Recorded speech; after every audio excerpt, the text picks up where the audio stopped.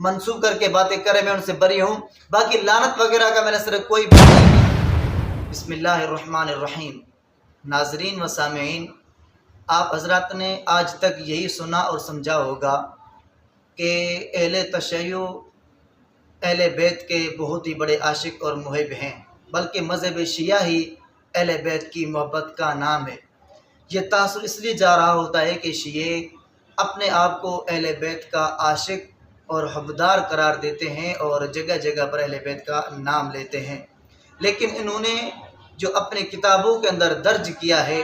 اہل بیت کے متعلق بہت بڑی بڑی گستاخیاں درج کی ہیں۔ انسان اس طرح کا تصور بھی نہیں کر سکتا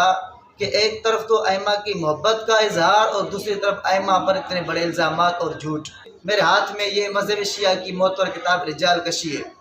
اس کے اندر انہوں نے روایات کے اعتبار سے حضرت امام جعفر صادق کے متعلق یہ ثابت کیا ہے کہ وہ جھوٹے تھے، نعوذ باللہ۔ اس کتاب کا صفحہ نمبر ہے 114۔ اس پر انہوں نے روایت لائی ہے عن عمار بن المبارک قال حدثني الحسن بن كليب الاسدي عن ابي كليب السيداوي انهم كانوا جلوسا ومعهم عذافر الصيرفي وعدة من اصحابهم معهم ابو عبد الله علیہ السلام۔ یہ راوی عمار بن مبارک کہتا ہے کہ مجھ سے حسن بن کلیب اسدی نے روایت کی، انہوں نے اپنے والد کلیبی سیداوی سے روایت کی اور وہ کہتے ہیں کہ ہم بہت سارے اور ہمارے ساتھ عذافر صیرفی بھی تھے اور بھی بہت سارے لوگ تھے، ہم بیٹھے ہوئے تھے، معہم ابو عبداللہ علیہ السلام، اور ان کے ساتھ امام جعفر صادق بھی تھے۔ قال، تو راوی کہتا ہے کہ فابتدأ ابو عبداللہ، کہ امام جعفر صادق شروع ہو گئے من غیر ذکر لزرارہ، کہ وہاں زرارہ کا ذکر بھی نہیں تھا، تذکرہ بھی نہیں تھا،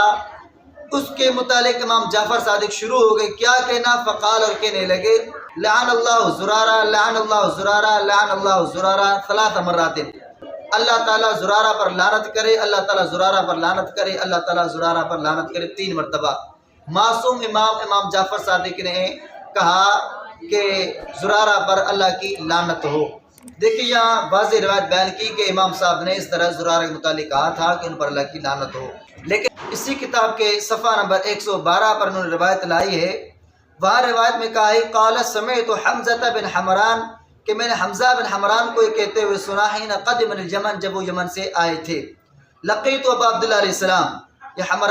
حمزہ بن حمران کہتے ہیں کہ میں امام جعفر صادق سے میری ملاقات ہوئی، فقلت له، میں نے ان سے کہا بلغنی، مجھے پتہ چلا ہے انک لعنت عمی زرارہ، مجھے پتہ چلا ہے کہ آپ نے میرے چچا زرارہ پر لعنت کی ہے۔ قال، اب یہاں جو راوی کہہ رہا ہے کہ فرفع یدہ، امام جعفر صادق نے ہاتھ اٹھائے، حتی سک بها صدرہ، یہاں تک کہ اس کے ذریعے اپنے سینے پر مارا، سینے پر ہاتھ رکھا، ثم قال، اور کہا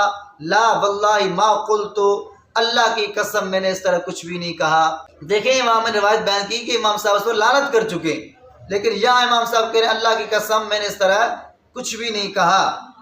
وَلَكِنَّكُمْ تَأْتُونَ عَنْهُ بِالْفُتَيَا فَأَقُولُ مَنْ قَالَ هَذَا فَأَنَا مِنْهُ بَرِيءٌ، میں تو صرف اتنا کہتا ہوں کہ جو کچھ وہ فتوے دے رہے ہیں ان کی طرف سے لوگ منسوخ کر کے باتیں کریں میں ان سے بری ہوں، باقی لعنت وغیرہ کا میں نے صرف کوئی بات نہیں کی۔ حالانکہ میں نے آپ حضرات کے سامنے روایت پیش کی، انہوں نے امام صاحب نے 3 مرتبہ شیعہ مذہب کے مطابق زرارہ پر 3 مرتبہ اللہ کی لعنت کی، لیکن یہاں صراحتاً مکر گئے کہ میں نے اس طرح کی کوئی لعنت نہیں کی۔ تو کیا امام صاحب جھوٹ نہیں بول رہے؟ روایت دونوں صحیح ہے، تو پھر امام صاحب اتنا بڑا جھوٹ کیسے بول سکتے ہیں کہ لعنت کرے بھی صحیح، جب سوال ہے فوراً مکر گئے میں نے اس طرح کوئی بات نہیں کی ہے۔ آج کے ماحول اور معاشرے میں اس طرح باتیں کرنے والا کون ہوتا ہے؟ ناظرین، تو یہ اہل بیت کی اتنی بڑی گستاخی ہے کہ ائمہ اہل بیت کو وہ جھوٹا قرار دیتے ہیں اپنی روایات کے مطابق، جبکہ اہل سنت کا مذہب یہ ہے کہ یہ لوگ سب کے سب پاکیزہ تھے، نیک صالح تھے، ان میں اس طرح کی کوئی بات نہیں تھی۔ شیعہ مذہب صرف اہل بیت کا نام لیتا ہے، حقیقت میں جس طرح صحابہ کرام و گستاخ ہے اسی طرح اہل بیت کا بھی گستاخ ہے۔ دعا ہے اللہ تعالیٰ پوری امت مسلمہ کو اس فتنے سے محفوظ فرمائے۔